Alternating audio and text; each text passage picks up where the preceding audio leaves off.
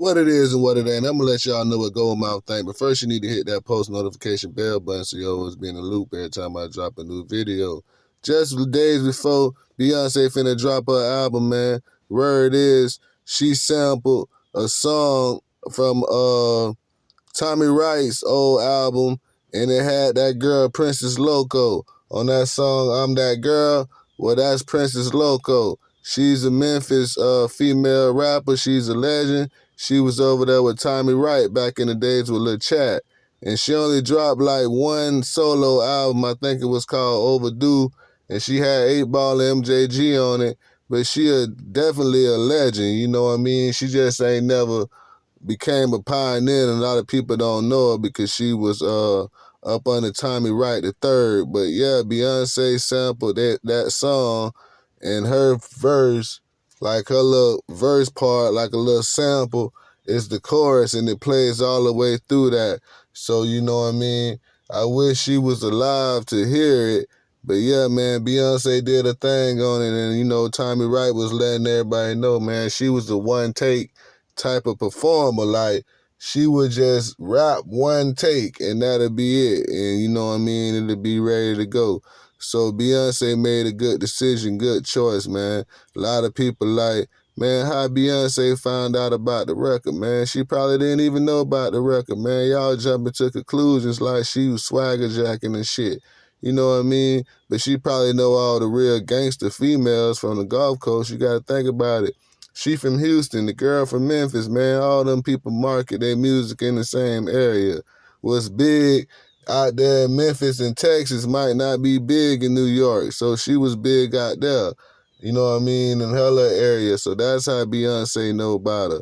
You know what I mean? But you don't even know because Beyonce from the South, it could have been one of the producers or something that, you know what I mean, that she was working with played the track and she just did something with it, man, because it looked like she getting concepts from everywhere. The sample she using and stuff like that is like getting attention to a lot of people. Like, oh, why she use that sample? Why she use that sample? The lady getting old, man. When you get old, man, you get writer's block. You try to get concepts from different places, and she had came down to Memphis and she used some stuff from Princess Loko, man. Ain't nothing wrong with that, man. You know what I mean?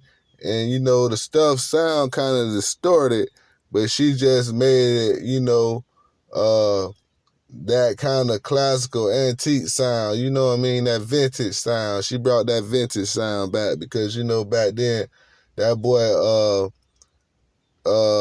that boy Tommy Wright the third, man, he ain't had the best equipment, man. He was dropping that shit way back when they had tapes and shit.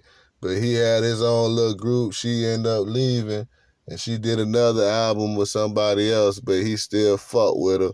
And you know what I mean? Ain't nothing wrong with Beyonce using her, you know what I mean, her little hook as some kind of outline of how the song was gonna go for that sample song on the first song on the album. But man, I like it. I reviewed it. You know what I mean? I don't see nothing wrong with it, man. It just showing support and showing love to the South. You know what I mean? Because she could have chose anybody's song to sample, and she chose Princess Loko. So I salute it, man. You know what I mean?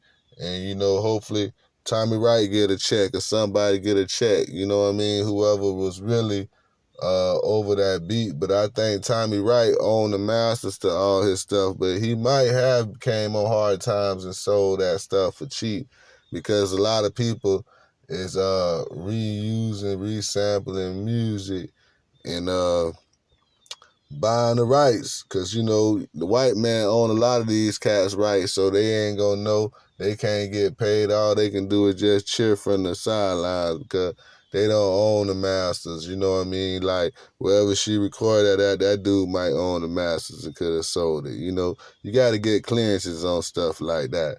So I don't think Beyonce just out here butt naked and not getting clearances and getting write-offs. So you know what I mean? I know it ain't hard to get Tommy Wright to write something off, man. But you know what I mean? I'm just saying it's good news. This ain't all bad news, man. I ain't here to criticize Beyonce, man. I don't care if she got writer block. I don't care if she get old. And, you know, she had a baby and stuff. She ain't got time to prepare this album. But if it's going to be a number one, it's going to be a number one. I don't care who helped with the track selection. Long as the music get done, I don't know what all this controversy about anyway. She teaming up with Madonna and everything, man. So she's smoking hot right now. Peace on my